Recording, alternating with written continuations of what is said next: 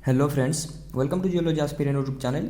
सो आज हम डिस्कस करने वाले हैं प्रिंसिपल्स या फिर लॉज ऑफ स्ट्रैटिग्राफी। मीन्स आकर हमारा टॉपिक रहेगा प्रिंसिपल ऑफ स्ट्रैटिग्राफी और you can say laws of stratigraphy. अब एक ही चीज़ को प्रिंसिपल या फिर लॉ क्यों बोलना है? क्योंकि जब आप डिफरेंट बुक देखते हो स्ट्रैटिग्राफी के ऊपर, ठीक है, उस स्ट्रैटिग्राफी के अंदर जो भी प्रिंसिपल्स देख लीजिए, लाइक हमारे पास एक प्रिंसिपल ऑफ यूनिफॉर्मिटारिज्म, ठीक है, या फिर हमारे पास है प्रिंसिपल ऑफ लैटरल हॉरिजॉन्टलिटी या फिर प्रिंसिपल ऑफ सुपरपोजिशन। इस टाइप के जो भी प्रिंसिपल अभी हम डिस्कस करेंगे। कुछ बुक में आपको देखने को मिलेगा उसी कोई ऑथर ने प्रिंसिपल बोला और कुछ बुक में उसी कोई ऑथर ने लॉ बोला है, तो हम दोनों को कंसीडर करेंगे। सो यहाँ पर हम टॉपिक जो बोल रहे हैं कंबाइनली हम इसीलिए हम बोल रहे हैं प्रिंसिपल ऑफ स्ट्रैटिग्राफी या फिर उसी को आप बोल सकते हैं लॉज ऑफ स्ट्रैटिग्राफी। मीन्स यहाँ पर कुछ जो स्ट्रैटिग्राफी हम पढ़ने वाले हैं, मीन्स जो भी हमने स्ट्रैटिग्राफी देखा या फिर आगे भी जो भी हम मतलब सुपर ग्रुप या फिर सक्सेशन वगैरह देखेंगे, तो वहाँ पर ये जो लॉ रहेगा, मीन्स ये जो प्रिंसिपल रहेगा स्ट्रैटिग्राफी का, बहुत ही ज़्यादा इसका मतलब जो कॉन्सेप्ट होगा अप्लाई होगा। कॉन्सेप्ट क्यों अप्लाई होगा, जिसे मैं आपको एग्जांपल देता हूँ। जैसे आपको मैथमेटिक्स करना है, मैथमेटिक्स के लिए आपको नंबर सीखना बहुत ही ज़रूरी है। उसी के नंबर सीखने के बाद आपको मैथमेटिक्स में प्लस माइनस ये सब सीखना बहुत ही ज़रूरी है। इसी तरह जब भी आप बात करते हैं स्ट्रैटिग्राफी का, मीन्स स्ट्रैटिग्राफी पढ़ने के लिए मेन जो उसका बेसिक चीज़ है उसका प्रिंसिपल है। अगर आपका प्रिंसिपल स्ट्रॉग है या फिर बेसिक अगर स्ट्रॉग है स्ट्रैटिग्राफी का, तो ऑब्वियसली आपको स्ट्रैटिग्राफी समझने में बहुत ईजी जाएगा, ठीक है। तो स्ट्रैटिग्राफी का जो प्रिंसिपल है उसको ध्यान से समझिएगा। ये बहुत से स्टूडेंट के साथ प्रॉब्लम क्या होता है कि वो स्ट्रैटिग्राफी का जो लॉ है या फिर प्रिंसिपल उसको समझते ही नहीं है, बट वो स्ट्रैटिग्राफी पढ़ना चालू कर देते हैं, सक्सेशन याद करना चालू कर देते हैं, बट उसके बाद वो बोलते हैं बहुत बोरिंग लग रहा है, समझ में नहीं आ रहा। तो उसका रीज़न वही है, उन्होंने प्रिंसिपल अच्छा से समझा ही नहीं, ठीक है। अब प्रिंसिपल किसी को नहीं समझ में आएगा तो ऑब्वियसली उसको स्ट्रैटिग्राफी क्या समझ में आएगा। तो स्ट्रैटिग्राफी समझने के लिए प्रिंसिपल का समझ में आना बहुत ही ज़्यादा इंपॉर्टेंट है। तो ये प्रिंसिपल भी बहुत ज़्यादा मतलब रॉकेट साइंस वगैरह कुछ है ना, बहुत ईजी है, ठीक है। तो अभी 1 बाय 1 हम स्टार्ट करने वाले हैं। देखते हैं सबसे पहले जो हमारे पास प्रिंसिपल है स्ट्रैटिग्राफी का या फिर लॉ बोल लीजिए। स्ट्रैटिग्राफी का जो पहला प्रिंसिपल है वो है प्रिंसिपल ऑफ यूनिफॉर्मिटारियानिज्म, ठीक है। अच्छे से देखिए, प्रिंसिपल ऑफ यूनिफॉर्मिटारियानिज्म, ठीक है, प्रोनाउंसिएशन अच्छे से कीजिएगा, यूनिफॉर्मिटारियानिज्म, ओके। तो है क्या ये, देखते हैं ये बोल क्या रहा है। ये जो प्रिंसिपल है या फिर जो स्ट्रैटिग्राफी का जो लॉ है ये बोल क्या रहा है। सबसे पहला law, it states that the study of present is the key to the study of past, ठीक है। ऑब्वियसली आपको समझ में आ गया होगा ये कोई रॉकेट साइंस है नहीं। मतलब यहाँ पर बोला क्या जा रहा है, प्रेजेंट का स्टडी अगर हम करते हैं तो उसी से ही हमें पास्ट में हमारा अर्थ सर्फेस में क्या क्या हुआ था उसके ऊपर कहीं ना कहीं कुछ क्लू मिलता है, ठीक है। ये बता क्या रहा है, स्टडी ऑफ प्रेजेंट, ठीक है। प्रेजेंट का जो स्टडी है key to the study of past, मतलब अगर हम प्रेजेंट को अभी स्टडी करते हैं, प्रेजेंट डे में अर्थ का जो भी मतलब उसका कंडीशन है, किस तरह अर्थ बिहेव कर रहा है, ठीक है, किस तरह वेदरिंग इरोजन वगैरह हो रहे हैं, किस तरह वहाँ पर फेनोमेनन देखने को मिल रहे हैं, क्या क्या स्ट्रक्चर है, ये सब चीज़ को अगर हम स्टडी करते हैं डिटेल में तो उससे हमें पता क्या चलेगा पास्ट में हमारे पास मतलब हो क्या रहा था। अब इसका पहले मैं आपको एक एग्जाम्पल देना चाहूँगा। जैसे कोई भी अभी रॉक बेड है हमारे पास, ठीक है, ये समझाने के लिए आपको एक एग्जांपल दे रहा हूँ। ये समझ लीजिए एक रॉक बेड है, यहाँ पर आपको डायनासोर का एक फॉसिल मिला। अब यहाँ पर हमेशा डायनासोर में क्यों बोलता हूँ, क्योंकि डायनासोर जो ये बोलने से सब बहुत ही जल्दी आपको समझ में आता है, क्योंकि कहीं ना कहीं डायनासोर से आप सब ज़्यादा ये जो टर्म है उससे एक्वेंटेड है, ठीक है। तो हमें डायनासोर का यहाँ पर फॉसिल मिला। फॉसिल किसको बोलते हैं, प्रिजर्वेशन जो हो जाता है, मीन्स हार्ड पार्ट प्रिजर्व हो या फिर सॉफ्ट पार्ट प्रिजर्व हो, बट नेचुरल कंडीशन में जो भी मतलब ऑर्गेनिज्म डेड हो जाने के बाद प्रिजर्व होगा उसी को ही हम बोलते हैं फॉसिल, ठीक है। अब ये जो फॉसिल क्या है या फिर different type of fossil, significance of fossil, ये सब चीज़ हम अपकमिंग वीडियो में डिस्कस करेंगे। तो यहाँ पर हो क्या रहा है, जैसे हमें यहाँ पर मिला डायनासोर का फॉसिल, तो हमें इसी पता क्या चला पास्ट में कहीं ना कहीं डायनासोर एग्जिस्ट कर रहे थे, ठीक है। या फिर ये जो लिथोलॉजी रॉक का हम चेक करेंगे या फिर रॉक का जो एज चेक करेंगे, इससे हमें पता क्या चलेगा ना, ये इसका अगर समझ लीजिए रॉक का एज निकलता है समथिंग, मतलब कुछ भी निकलता है 500 मिलियन ईयर, ठीक है। फॉर एग्जांपल मैं बता रहा हूँ, ये परफेक्ट नहीं है डायनासोर का। तो फॉर एग्जांपल मैं अगर ये आपको बताता हूँ 500 मिलियन ईयर का जो रॉक बेड है उसके अंदर आपको अगर क्या मिलता है, डायनासोर का फॉसिल्स मिलता है, तो इससे पता क्या चला 500 बिलियन ईयर्स से पहले मतलब के टाइम पे हमारा अर्थ में डायनासोर एग्जिस्ट कर रहा था। तो इससे मतलब हमने अभी थोड़ी ना, हमने पास्ट में हम थोड़ी ना 500 मिलियन पहले गए थे पास्ट में, या फिर उस टाइम में मतलब ह्यूमन लाइफ भी नहीं था, ठीक है। मीन्स उस टाइम में ह्यूमन भी नहीं थे। ह्यूमन कब आए, मियोसिन में, मतलब मैन का जो इवोल्यूशन होना स्टार्ट हुआ, ठीक है, मियोसिन में, जो कि हमारा सेनोजोइक एरा में आता है, ठीक है। बट हम उतना पास्ट में तो गए नहीं थे, बट पता कैसे चला, जब हम ये जो रॉक बेड का स्टडी किए प्रेजेंट में, तो इससे पता क्या चला, प्रेजेंट में जो हम स्टडी कर रहे हैं उससे हमें पता चला कि मतलब डायनासोर एग्जिस्ट कर रहा था अर्थ में इतना, मतलब रॉक बेड का जो भी रहेगा एज उतना बिलियन ईयर पहले या फिर मिलियन ईयर पहले, ठीक है। तो यही चीज़ यहाँ पर बोला गया प्रिंसिपल ऑफ यूनिफॉर्मिटारिज्म में, वही चीज़ बोला जा रहा है, study of present is key to the study of past. अगर हम प्रेजेंट को स्टडी करते हैं तो वहाँ से हमें कहीं ना कहीं कुछ क्लू मिलेगा पास्ट के बारे में, ठीक है, पास्ट में क्या चल रहे थे अर्थ सर्फेस में, ठीक है। एग्जाम्पल भी आपको मैं देख के दिखाया। और ये जो प्रिंसिपल ये किसने बताया था या फिर ये प्रिंसिपल कौन दिया, मतलब किसने दिया था? जेम्स हुटन, जो कि स्कॉटलैंड के साइंटिस्ट है, ठीक है। तो उन्होंने ये प्रिंसिपल बताया था। पास्ट के बारे में कुछ भी अगर आपको जानना है तो आपको प्रेजेंट को स्टडी करना पड़ेगा, उससे आपको कहीं ना कहीं मतलब आइडिया एक आ जाता है या फिर क्लू आ जाता है कि पास्ट में क्या चल रहा था अर्थ में, ठीक है।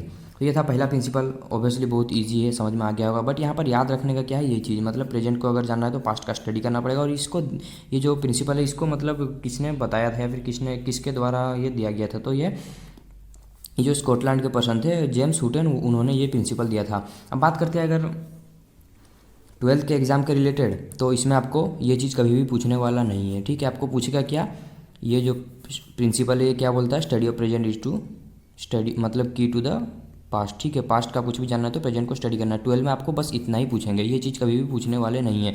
प्रीवियस ईयर के आप क्वेश्चन चेक कर लीजिए, आपको कहीं पर भी इस टाइप का क्वेश्चन नहीं मिलेगा कि ये मतलब पर्टिकुलर कोई प्रिंसिपल कौन से ऑथर ने दिया था या फिर कौन से साइंटिस्ट ने दिया था, ठीक है। इसके बारे में नहीं पूछेंगे। बट जब आप बात करते हैं IIT जाम का, ठीक है, या फिर MSc लेवल का कोई भी एंट्रेंस का, जैसे अगर आप देखते हो IIT जाम का, तो वहाँ पर भी आपको यही चीज़ पूछने वाले हैं, ठीक है। MSc लेवल के एंट्रेंस में भी यही चीज़ पूछने वाले हैं, वहाँ पर भी आपको ये चीज़ नहीं पूछेंगे। बट जब आप बात करते हो BHU, AMU, DU, ठीक है, पौंडी यूनिवर्सिटी, तो इन सब में आपको कहीं ना कहीं इसके ऊपर क्वेश्चन देखने को मिलेगा। आप चेक कर सकते हैं प्रीवियस ईयर के क्वेश्चन, ये मतलब ये जो यूनिवर्सिटी है इनके एंट्रेंसेस में, तो आपको वो मतलब किस तरह से पूछेंगे, आपको वो पूछेंगे मे बी MCQ में पूछ सकते हैं, ऑप्शन देंगे कि ये जो प्रिंसिपल है इसको किसने दिया था, ठीक है। या फिर वो मतलब जो मैच द पेयर रहता है A और B सेक्शन में भी आपको पूछ सकते हैं, ठीक है। MSQ में भी वो आपको पूछ सकते हैं। तो मतलब इन पर्टिकुलर आप अगर BHU या फिर AMU, DU, PU के लिए प्रिपरेशन कर रहे हो तो आपके लिए ये सब चीज़ याद रखना बहुत ही ज़्यादा इंपॉर्टेंट है, ठीक है। बट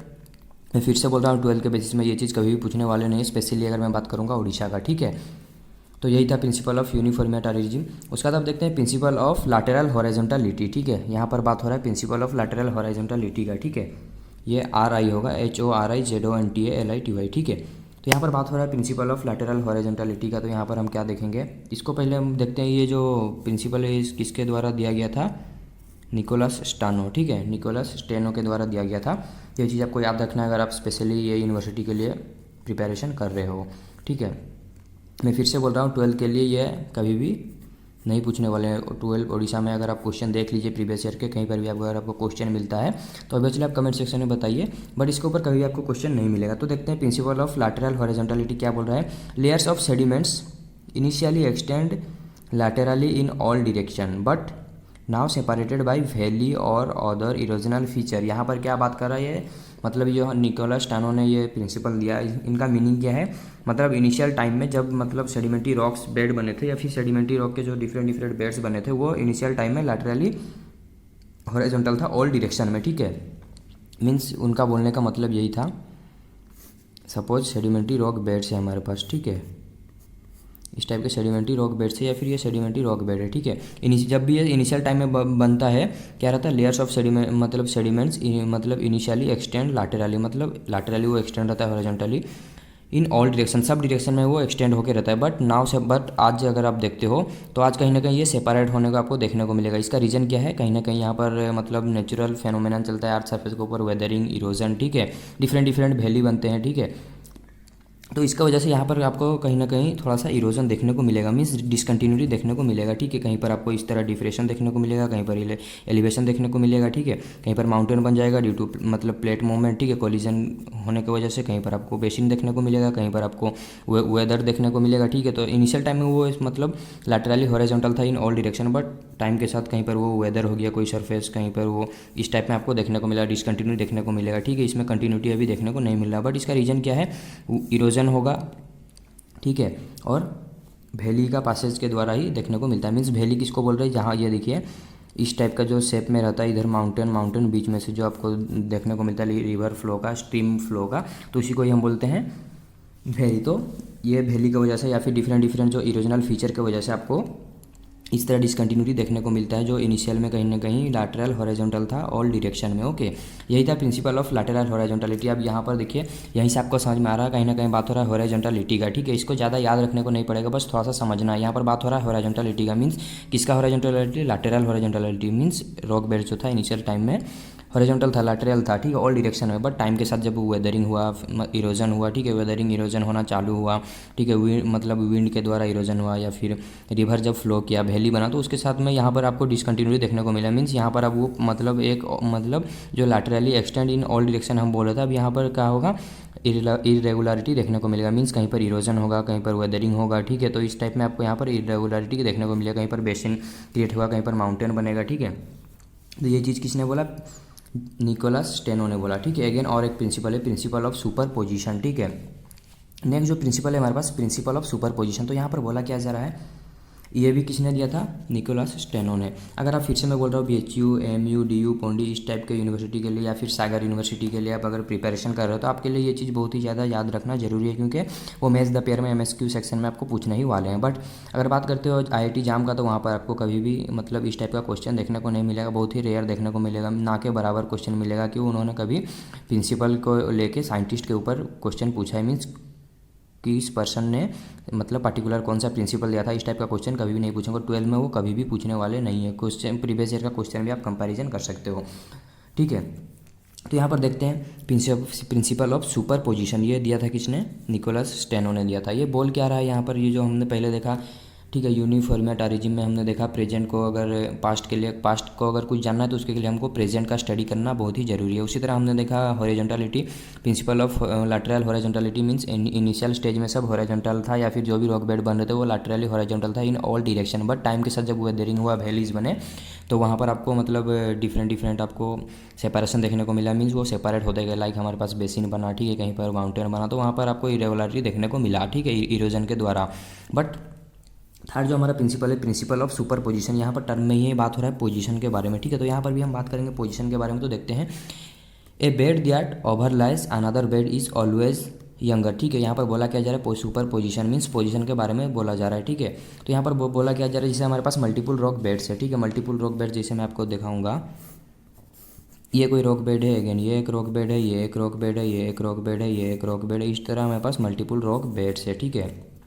ये एक बेड है, ये एक बेड है, डिफरेंट ये सब एक एक बेड है, ठीक है। बट यहाँ पर बोला जा रहा है कि ए bed that overlies another, means इस सपोज ये एक बेड है ए, मैं नेमिंग कर रहा हूँ BCDEF। तो यहाँ पर बोल क्या रहा है, कोई भी जो बेड एक मतलब दूसरे बेड के ऊपर है, मतलब ओवरलाई हो गए, मीन्स ए के ऊपर कौन है, बी, मीन्स बी ओवरलाई है किसके ऊपर, ए के ऊपर। तो यहाँ पर बोला क्या जा रहा है, ए bed that overlies B overlies है अनदर बेड, ए के ऊपर अनदर बेड, यहाँ पर ए है, is always younger, means be always younger रहेगा आज कंपेयर टू ए, ठीक है। ए क्या रहेगा, ओल्डर रहेगा, OLD, ये रहेगा यंग रहेगा, ठीक है, यंगर रहेगा, ये क्या रहेगा, ओल्डर रहेगा। तो यहाँ पर बोला क्या जा रहा है, जो भी रॉक बेड ऊपर में आपको देखने को मिलेगा तो उसी को आप बोलेगा यंगर, और उसके नीचे जो रहेगा वो ग्रेजुअली आपको ओल्डर होते हुए देखने को मिलेगा, ठीक है। The youngest bed will be at the top of the sequence. Suppose ये कोई एक सीक्वेंस है, तो सबसे यंगेस्ट बेड जो रहेगा वो रहेगा टॉप में, ऑब्वियसली सबसे बाद में वो फॉर्मेशन हुआ, ठीक है। Top layer is younger than bottom layer, obviously top layer जो रहेगा यंगर रहेगा आज कंपेयर टू बॉटम लेयर, ठीक है। यही चीज़ बोल रहा है प्रिंसिपल ऑफ सुपर पोजीशन। ये भी इजी है, बस ये टर्म को याद रखना, सुपर पोजीशन के बारे में बात कर रहा है, मीन्स डिफरेंट रॉक बेड का पोजीशन के बारे में बात कर रहा है, मीन्स उसका पोजीशन कहाँ पर है, क्या वो ऊपर है, क्या वो नीचे है, क्या ओवरलाई है, वो उसके ऊपर बात कर रहा है। जब भी कोई भी रॉक बेड आपको नीचे देखने को मिलेगा वो रहेगा सबसे ओल्डर, और उसके ऊपर जो देखने को मिलेगा वो रहेगा यंगर। कैसे, मैं आपको बताता हूँ। सपोज माउंटेन, यहाँ पर से वेदरिंग और इरोजन चालू है, यहाँ पर से अब यहाँ पर आपको कहीं एक जगह बेसिन दिखने को मिला, तो यहाँ पर से जो आएंगे यहाँ पर क्या होंगे, डिपॉजिट होंगे। सबसे पहले कौन डिपॉजिट हुआ, ये एक बेड डिपॉजिट हुआ, फिर अगेन और एक बेड डिपॉजिट हुआ, इस तरह, ठीक है। तो सबसे पहले कौन डिपॉजिट हुआ, ये, तो ऑब्वियसली सबसे यंगर कौन रहेगा, यही रहेगा। फिर उसके बाद ये डिपॉजिट हुआ, मीन्स इससे थोड़ा बाद में डिपॉजिट हुआ, ठीक है, मे भी कुछ ईयर के बाद, कुछ मिलियन ईयर के बाद फिर एक बेड आपका देखने को मिला। अब ये बेड कितना मतलब स्पीड में डिपॉजिट हुआ, किसके ऊपर डिपेंड करता है, रेट ऑफ वेदरिंग और इरोजन, ठीक है। वेदरिंग और इरोजन कितना स्पीड में हो रहा है, कितना स्पीड में आपको ट्रांसपोर्ट होकर मतलब आ रहा है पार्टिकल्स, तो उसके अकॉर्डिंग मतलब डिपोजिशन होता है। मीन्स सबसे पहले जो बेड बना वो पहले मतलब डिपॉजिट हुआ तो वो ओल्डर रहेगा। अगेन कुछ रॉक बड़ा बना तो वो इस रॉक के बाद बना, मीन्स इस रॉक का जो एज रहेगा ज़्यादा रहेगा आज कंपेयर टू दिस। अगेन फिर कोई रॉक बेड आपको देखने को मिलेगा, ठीक है, यहाँ पर और एक रॉक बेड देखने को मिला, मीन्स इससे अभी अगर कंपैरिजन करते हो इससे, तो इससे ऑब्वियसली यंगर रहेगा, क्योंकि ये पहले बना ये बाद में बना, यही चीज़ यहाँ पर भी बोला जा रहा है। कोई भी रॉक बेड बन रहा है, ठीक है, जो नीचे रहेगा सबसे ओल्डर रहेगा, जो ऊपर रहेगा सबसे यंगर रहेगा। ये था प्रिंसिपल ऑफ सुपर पोजिशन जिसको निकोलस स्टेनो ने दिया। नेक्स्ट देखते हैं, नेक्स्ट जो प्रिंसिपल है, नेक्स्ट जो हमारे पास है प्रिंसिपल ऑफ या फिर आप बोल सकते हो क्रॉस कटिंग रिलेशनशिप, ठीक है। Principle of cross cutting relationship ये भी एक स्ट्रैटिग्राफी का प्रिंसिपल है या फिर लॉ है। इसको दिया था किसने? चार्ल्स लील ने, ठीक है। चार्ल्स लील, CHARLESLYLL, लील, ठीक है। तो यहाँ पर बोल क्या रहा है, उन्होंने बोला क्या कि जब भी कोई भी रॉक बेड्स के अंदर इंट्रूजन आपको देखने को मिलता है तो जो इंट्रूड होकर रहता है वो सबसे यंगेस्ट रहता है, ठीक है। मतलब इसका मीनिंग क्या आपको समझाता हूँ, ठीक है। सपोज ये पहले से ही कोई कुछ रॉक बेड बन के हैं, कंट्री रॉक हैं, ठीक है। अब इसके अंदर मैग्मेटिक इंट्रूजन हो गया, तब मैग्मेटिक इंट्रूजन जो हुआ तो ये जो मतलब इंट्रूडेड बॉडी रहेगा, इसका जो एज रहेगा सबसे यंगेस्ट रहेगा, मीन्स ये जो बॉडी रहेगा सबसे यंगेस्ट और ये जो बेड्स रहेंगे ये ओल्डर रहेंगे, ठीक है।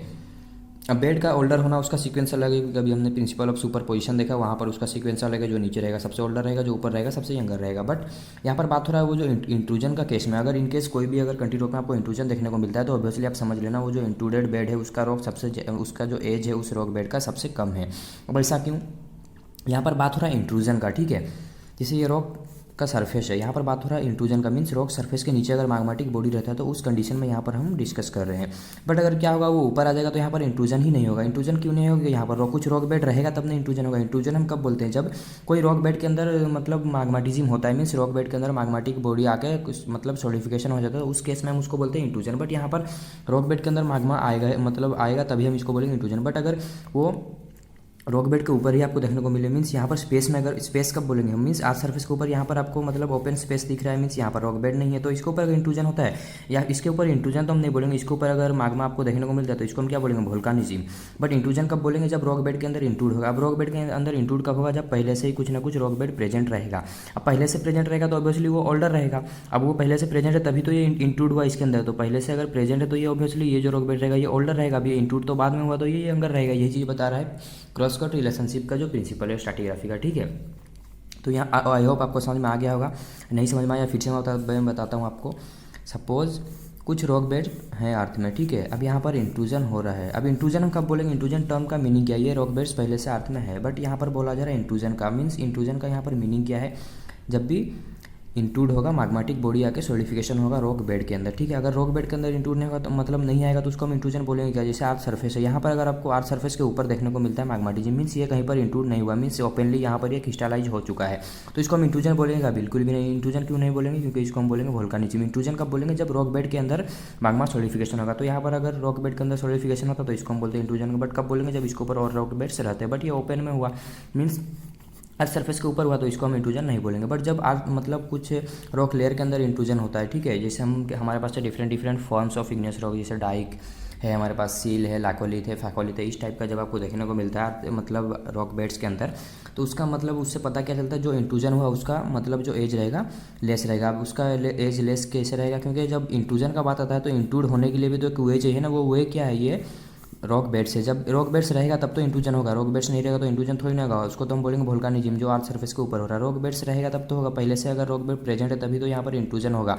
अब अगर ये पहले से प्रेजेंट है रॉक बेड तो इसका मीनिंग क्या है? ये ओल्डर है, ठीक है, सिंपल सा चीज़ है। बट अगर पहले से प्रेजेंट नहीं है तो यहाँ पर इंट्रूजन होगा ही नहीं। बट इंट्रूजन होने के लिए पहले से कुछ रॉक बेड का प्रेजेंट होना जरूरी है। वही चीज़ चार्ल्स लील ने बोला कि जो रॉक बेड पहले से प्रेजेंट है तो उसी को ही हम बोलेंगे ओल्डर, और वहाँ पर जो इंट्रूजन हो रहा है उसको हम बोलेंगे यंगर। ऑब्वियसली ये प्रेजेंट है, पहले से ही है, उसके बाद ये इंट्रूड हुआ, मीन्स ये इसके बाद बना, तो इसका ये एज क्या रहेगा? ये कम रहेगा as compared to these rocks bed, ठीक है। बट यहाँ तक तो समझ में आ गया। बट अब इस रॉक बेड के अंदर बात करते हैं। जैसे हमने देखा प्रिंसिपल ऑफ सुपर पोजिशन, तो उसमें हमने क्या देखा? जो नीचे रहेगा वो ओल्डर रहेगा, सबसे ओल्डर। अभी यहाँ पर अगर हम देखते हैं सिक्वेंसली तो कौन रहेगा? ए रहेगा, उसके बाद कौन रहेगा?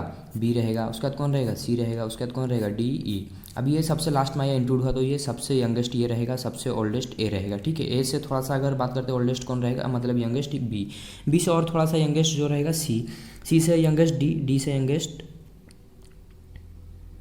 ई, ठीक है। और यहाँ पर जो एफ रहेगा सबसे यंगेस्ट रहेगा। सबसे यंगेस्ट क्यों? क्योंकि ये इंक्लूड हुआ, कहाँ तक इंक्लूड हुआ? देखिए यहाँ तक, मीन्स यहाँ तक इंक्लूड हुआ, मीन्स पहले से ही ये रॉक बेड भी प्रेजेंट है, तभी तो यहाँ पर ये इंक्लूड हुआ। नहीं तो अगर यहाँ ये रॉक बेड नहीं रहता, 2 मिनट के लिए सपोज ये रॉक बेड नहीं है, तो ये अर्थ सर्फेस के ऊपर इंक्लूड होता, तो ये रॉक बेड का बात ही नहीं आता। बट ये रॉक बेड अभी प्रेजेंट है तो ऑब्वियसली ये पहले ही बना, ये पहले बना, तभी तो यहाँ पर ये इंक्लूड हुआ इसके अंदर, तो ऑब्वियसली इसका एज जो रहेगा यंगेस्ट रहेगा। तो अगर सीक्वेंस में अगर इसको थोड़ा सा अरेंज करने को ट्राई करेंगे older to younger rock bed के मतलब अकॉर्डिंग, तो सबसे ओल्डर जो रॉक बेड रहेगा ये रहेगा। अगेन हमारे पास आएगा बी, सी, डी, ई, उसके बाद आएगा एफ, ठीक है। तो इस तरह का यहाँ पर चीज़ें होता ही है क्रॉस कटिंग रिलेशनशिप का प्रिंसिपल, जो कि चार्ल्स लील ने दिया था। ठीक है। ये तो थे कुछ प्रिंसिपल्स। अब इसके अलावा भी कुछ टर्मिनोलॉजी रहता है। अब इसको तो हम कंप्लीटली प्रिंसिपल नहीं बोल सकते, जैसे फेसिस है तो ये कुछ टर्मिनोलॉजी रहते हैं। फेसिस हो गया हमारे पास होमोटैक्सियल, होमोटैक्सिस, सिंक्रोनस बेड, कंटेम्पोरानियस, ठीक है। ये कुछ हमारे पास टर्मिनोलॉजी है या फिर कुछ टर्म है किसके रिलेटेड, स्ट्रैटिग्राफी के रिलेटेड, जो कि बहुत सारे ऑथर का क्या करते हैं इसी प्रिंसिपल के अंदर इंक्लूड कर देते हैं। बट ये एक प्रिंसिपल के अकॉर्डिंग इसको हम मतलब कंसीडर नहीं कर सकते, ठीक है। बट ये कुछ टर्मिनोलॉजी जो कि हमें जानना बहुत ज़रूरी है स्ट्रैटिग्राफी पढ़ने के लिए। बट इस जो टर्मिनोलॉजी को हम इसके अंदर क्यों ले रहे हैं स्पेशली, क्योंकि बहुत सारे बुक में दिखेगा, बहुत सारे मतलब डिफरेंट बुक में देखिए डिफरेंट ऑथर ने ये जो प्रिंसिपल के अंदर ही कुछ टर्मिनोलॉजी को इंक्लूड कर दिया, मतलब टर्मिनोलॉजी को साथ में उन्होंने कंपेरिजन कर लिया। इसीलिए यहाँ पर हम भी कुछ टर्मिनोलॉजी को प्रिंसिपल के अंदर ही देखेंगे। बट याद रखिए ये प्रिंसिपल्स नहीं है। प्रिंसिपल जो हमने स्टार्टिंग में 4 देखे, जिससे अभी हमने देखा क्रॉस कटिंग रिलेशनशिप, ठीक है, लैटरल हॉरिजॉन्टलिटी, उसके बाद हमने देखा सुपर पोजिशन, यूनिफॉर्मियटारिज्म, ये सब थे प्रिंसिपल। अभी ये कुछ आएंगे टर्मिनोलॉजी, मतलब पहला जो टर्मिनोलॉजी है फेसिस है। बट इस टर्मिनोलॉजी को हम प्रिंसिपल के अंदर क्यों ले रहे हैं, क्योंकि डिफरेंट ऑथर भी मतलब उसी हेडिंग के अंदर में इसको कंसीडर कर लेते हैं या फिर उसी के अंदर ये टॉपिक को भी ले लेते हैं, इसीलिए यहाँ पर हम भी लेंगे। तो देखते हैं सबसे पहला जो मतलब टर्मिनोलॉजी है फेसिस है। फेसिस का मीनिंग क्या है, a set of lithological and paleontological characteristic of a sedimentary rock indicates its particular environment of deposition are called facies। तो यहाँ पर बोला क्या जा रहा है, कुछ भी रॉक बेड है, मतलब यहाँ पर बात हो रहा है a sets of lithological and paleontological characteristic, ठीक है। लिथोलॉजिकल और पैलेंटोलॉजिकल कैरेक्टरिस्टिक दिख रहा है, वो भी एक नहीं बहुत ही ज़्यादा, ऑफ ए सेडिमेंट्री रॉक, मतलब कोई भी सेडिमेंट्री रॉक में सपोज डिफरेंट मेरा सेडिमेंट्री रॉक है, ठीक है, इस रीजन में, ठीक है। और यहाँ पर और थोड़ा सा नीचे आऊँगा तो यहाँ पर और भी सेडिमेंट्री रॉक है हमारे पास, ठीक है, बेड है सब सपोज। तो यहाँ पर आपको कुछ मतलब कैरेक्टरिस्टिक मतलब क्या देखने को मिल रहा है लिथोलॉजिकल, या फिर ये जो लिथोलॉजिकली अगर दिखेगा इसका कंपोजिशन सेम है। बट यहाँ पर इसका अगर कंपोजिशन में इसको ए लिखता हूँ और यहाँ पर कंपोजिशन बी भी लिखता हूँ तो इन दोनों का कंपोजिशन में डिफरेंस है, ठीक है। उसी के बाद पैलेंटोलॉजिकल मीन्स यहाँ पर जो फॉसिल मिलेंगे, यहाँ पर आपको कोई डिफरेंट फॉसिल मिलेंगे, ठीक है। सपोज मेरे को यहाँ पर ट्रिलोबाइट मिल रही है, ठीक है। अब ट्रिलोबाइट क्या है हम जब पैलेंटोलॉजी डिस्कस करेंगे वहाँ पर बोलेंगे, ठीक है। ट्रिलोबाइट हम यहाँ पर मिल रहा है मुझे, बट यहाँ पर मुझे क्या मिल रहा है, सेफालोपोडा, ठीक है। तो पता क्या चला, ये कहीं ना कहीं एक डिफरेंट मतलब एनवायरनमेंट में डिपोजिट हुआ है, इसका एनवायरनमेंट अलग है, ठीक है। तो इसी को ही हम फेसिस बोल रहे हैं। डिफरेंट एनवायरनमेंट में पर्टिकुलर एनवायरनमेंट जो डिपोजिट हो रहा है उसी को ही हम बोल रहे हैं एक फेसिस, ठीक है। तो ये पता कैसे चलेगा, लिथोलॉजिकल और पैलेंटोलॉजिकल डिफरेंस की वजह से। इसीलिए यहाँ पर बोला गया a set of lithological and paleontological characteristic of a sedimentary rock. Sedimentary rock में जो भी मतलब उसका लिथोलॉजिकल मीन्स वहाँ पर मतलब जो कंपोजिशन में वेरिएशन आ रहा है, या फिर पैलेंटोलॉजिकल मीन्स यहाँ पर फॉसिल देखने को मिल रहा है डिफरेंट सेडिमेंट्री रॉक में, इंडिकेट्स इट्स पार्टिकुलर मीन्स यहाँ पर अगर आपको जो भी मतलब देखने को मिल रहा है, जैसे आपको अगर यहाँ पर देखने को मिल रहा है सपोज यहाँ पर आपको देखने को मिल रहा है सेफालोपोडा, या फिर आपको यहाँ पर देखने को मिल रहा है कोरल, ठीक। कोरल यहाँ पर देखने को मिल रहा है मीन्स ये कहीं ना कहीं इससे पता क्या चला, ये वार्म रीजन में या फिर कोल्ड रीजन में नहीं, ये मीन्स ट्रॉपिकल रीजन में का ही ये मतलब फॉर्म हुआ है। मीन्स इसका जो फॉर्मेशन है ट्रॉपिकल रीजन में, और ज़्यादा भी टेम्परेचर नहीं रहता है, लेस भी टेम्परेचर नहीं रहता है, ठीक है। तो यही मतलब ये सब जो फॉसिल्स मिलते हैं या फिर उसका जो कंपोजिशन रहता है मतलब लिथोलॉजी रहता है, उसके अकॉर्डिंग हमें पता चलता है कि ये किस एनवायरनमेंट में बना, ठीक है। यहाँ पर अगर आपको कोर्सर सेडिमेंट देखने को मिलेंगे तो ऑब्वियसली ये ग्लासियल एनवायरनमेंट में बना। अगर यहाँ पर फाइनर सेडिमेंट देखने को मिलेगा तो आपको यहाँ पर क्या पता चला कि ये कहीं ना कहीं रिवर का एनवायरनमेंट में ये डिपोजिशन हुआ, तो उसके वजह से आपको उसको एनवायरनमेंट मिलता है। तो इसी टर्म को हम कॉमनली बोलते हैं फेसिस। आई होप आपको फेसिस का कॉन्सेप्ट समझ में आ गया होगा। अब नेक्स्ट जो टर्मिनोलॉजी है 1 बाय 1 देखते हैं। जैसे हमारे पास है होमोटैक्सियल, होमोटैक्सिस, वो सब चीज़ डिस्कस करते हैं। तो नेक्स्ट जो हमारे पास है होमोटैक्सियल, ठीक है। अब होमोटैक्सियल क्या बोल रहा है देखते हैं। It states that when rock units, ठीक है, रॉक यूनिट जो रहेंगे हैव इक्विवेलेंट एज जो रहेगा इक्वल रहेगा, और फॉर्मेशन मीन्स जो रॉक बेड बना या फिर रॉक यूनिट बना उसका बनने का जो एज रहेगा इक्वल रहेगा, ठीक है। But situated wide apart known as homotaxial, ठीक है।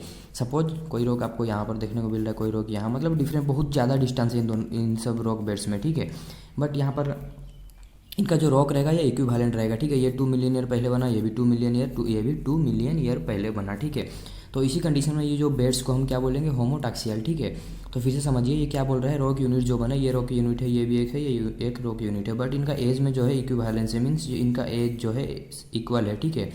Units have equivalent age of formation, means ये जो बना 2 मिलियन ईयर पहले, ये भी 2 मिलियन ईयर, ये भी 2 मिलियन ईयर पहले, तो ये इक्वल है, ठीक है, एज, बट ये बहुत ही ज़्यादा दूर में एक दूसरे से मतलब सिचुएटेड है, या फिर वाइड अपार्ट वो सिचुएटेड है, ठीक है, इसी को ही हम बोल रहे हैं होमोटैक्सियल। इसी कंडीशन में जो रॉक बेड इसको हम बोलेंगे होमोटैक्सियल, ठीक है, ये सब रॉक बेड को हम कंबाइनली बोलेंगे होमोटैक्सियल।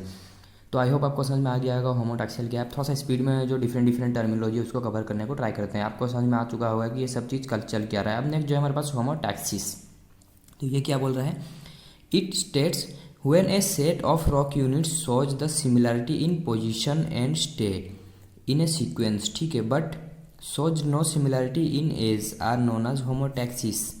यहाँ पर क्या बोला था, होमोटैक्सियल में एज सेम था बट एक दूसरे से बहुत ही ज़्यादा दूर में वो बन रहे थे, ठीक है, बट यहाँ पर क्या बोल रहा है, एक दूसरे के पास में बन रहे हैं या फिर सिमिलरिटी दिखा रहे हैं, किसमें सिमिलरिटी दिखा रहे हैं, पोजीशन में, स्टे में, किस तरह वो अलाइनमेंट है उनका, किस डायरेक्शन में वो डीप दिखा रहे हैं, ठीक है, वो सब चीज़ सेम दिखने को मिलेगा, मीन्स उसका पोजीशन, उसका स्टे, ठीक है, एक ही सीक्वेंस में देखने को मिलेंगे, ठीक है।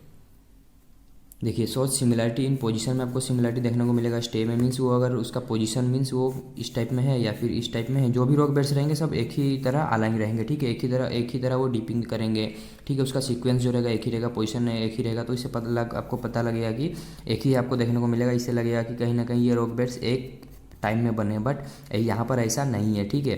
सिमिलरिटी तो दिखाएंगे, वो सिमिलरिटी बहुत ज़्यादा दिखाएंगे पोजीशन में और स्टे में, बट यहाँ पर जो एज का बात करेंगे, एज के अंदर आपको मतलब सिमिलरिटी देखने को नहीं मिलेगा, ठीक है, नो सिमिलरिटी इन एज। इसी को ही बोला जा रहा है होमोटैक्सिस, बट इन होमोटैक्सियल वहाँ पर क्या बोला जा रहा था, इक्विवेलेंट एज का था, बट बहुत दूर दूर वो सिचुएटेड थे। बट इन केस ऑफ होमोटैक्सिस यहाँ पर क्या हो रहा है, वो सिमिलरिटी तो दिखा रहे हैं, बट किस में सिमिलरिटी दिखाएंगे, पोजीशन में, स्टे में, ठीक है, मतलब उसका जो स्टेइंग का मतलब किस तरह वो स्टे है, किस उसका पोजीशन क्या है रहने का, ठीक है, वो सब चीज़ में वो सिमिलरिटी दिखाएगा, उसका कलर में भी वो सिमिलरिटी दिखा सकता है, बट यहाँ पर एज का बहुत ही ज़्यादा डिफरेंस रहेगा। इसी कंडीशन में हम बोलेंगे होमोटैक्सिस।